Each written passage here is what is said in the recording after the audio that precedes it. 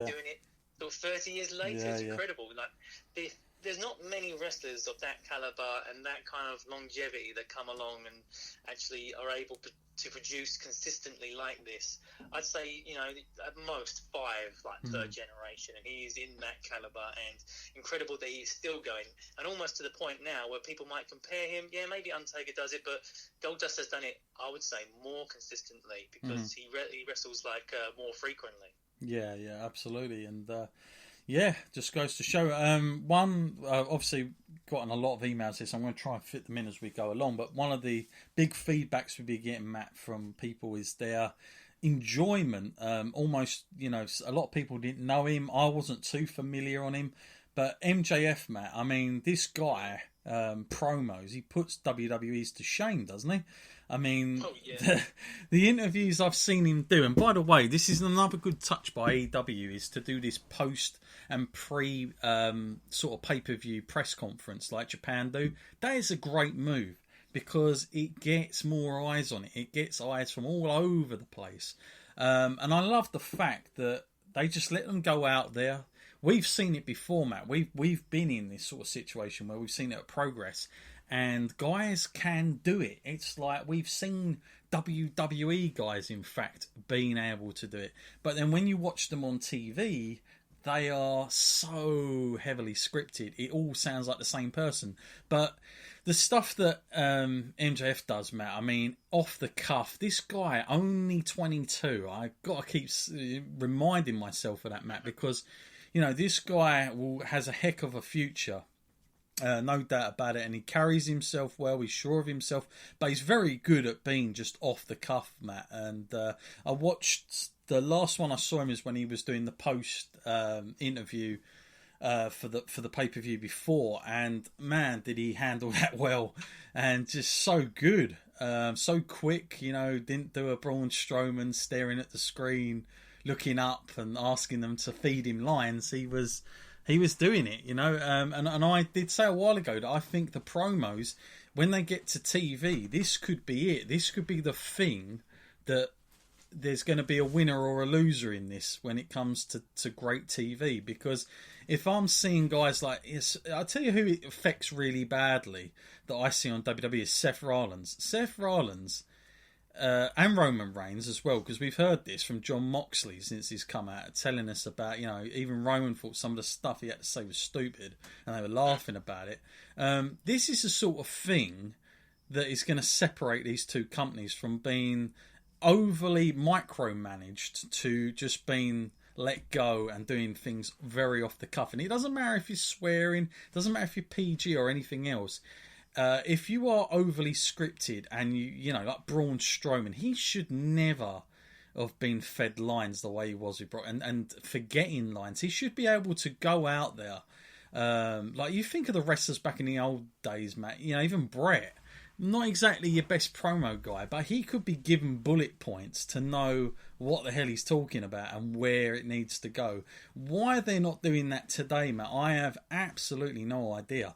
And I think they're way too scripted. But this could be the thing that really separates them. For you, Matt, MJF, I mean, he is a cut above even the rest. Even in AEW, he stands out. So he's, an excellent talker. But how good is he, Matt, in terms of what you've seen of him? And I know it's not, maybe we should be talking more about his in-ring stuff. But to have this ability, Matt, can set you apart and take you even further, can't it?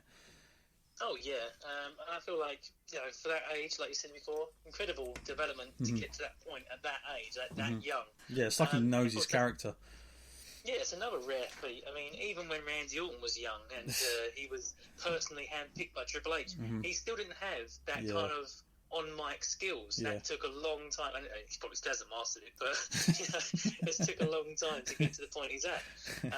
So to have that natural charisma is, that's something that people can't buy. That's a natural head start above everyone else. So that's incredible. And to surround yourself as well with people like Jericho, and someone like Jericho, I would consider the best sort of on-mic person of all time, because some people may be good at it, but they may be good at getting their realism across, or they may be funny, or they may be serious. But Jericho, at the drop of a hat, can just switch it. He can be serious, be funny, everything. He's the whole package. Yeah, no, I think it's a great point, and a tremendous wrestler as well. Of course, I mean he is definitely going to go down as something special now. I really think people are starting to see that about him. But MJF just phenomenal. I love the promo he cut at the games one that they did with Battle of the Nerds.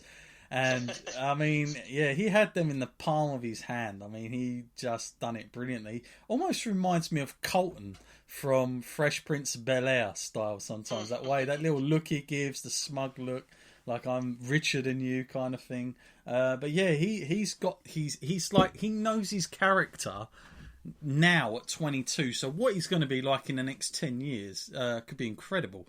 But to already know his character and who he is phenomenal.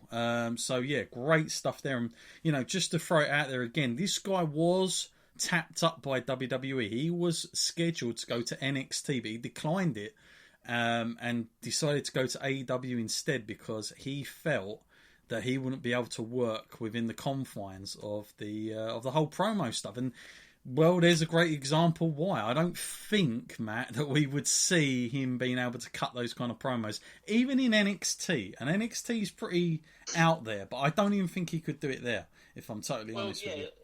I mean, to that point, actually, now you say it, it reminds me of back in TNA, what EC3 was doing, He's probably their best on the mic guy, and he was excellent at it. And now he's come to WWE, and it's like they're taking his voice away from him. Yeah, I don't think he's got one.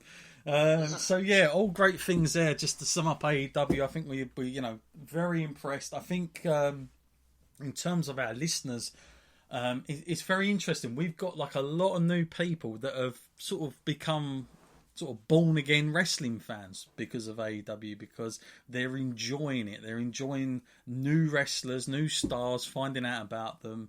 And yeah, I think I'm looking forward, Matt, to. I mean, it's going to be crazy again in the wrestling world for us, just as podcasters, and doing the TV channel that we're going to be coming out with.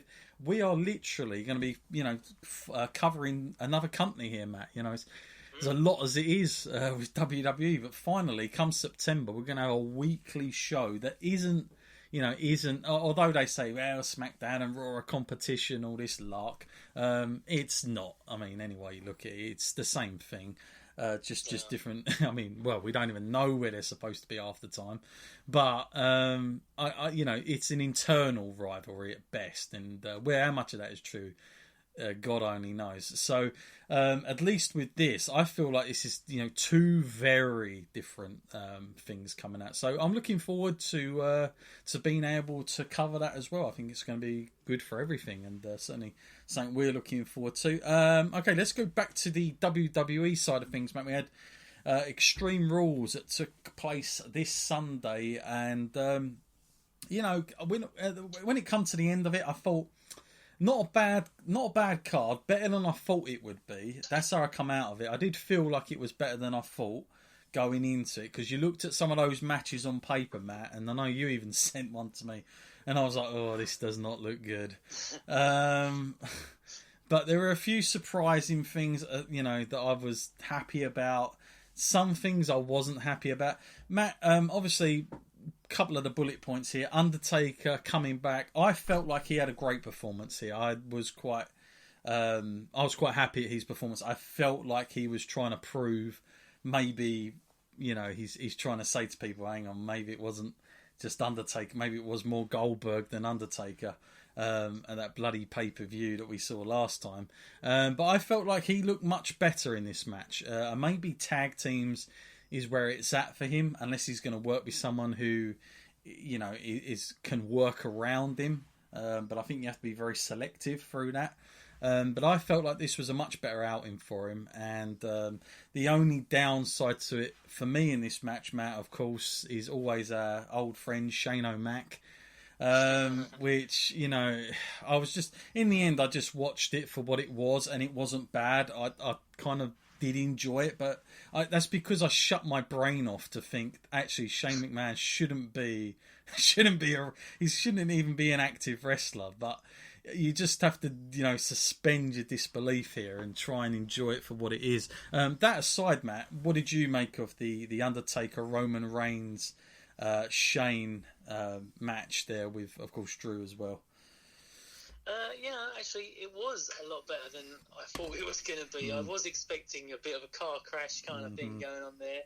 And, after the last time we saw Undertaker, it did leave a lot to be desired, and questions were asked, like, does he still have it? Can he still actually go?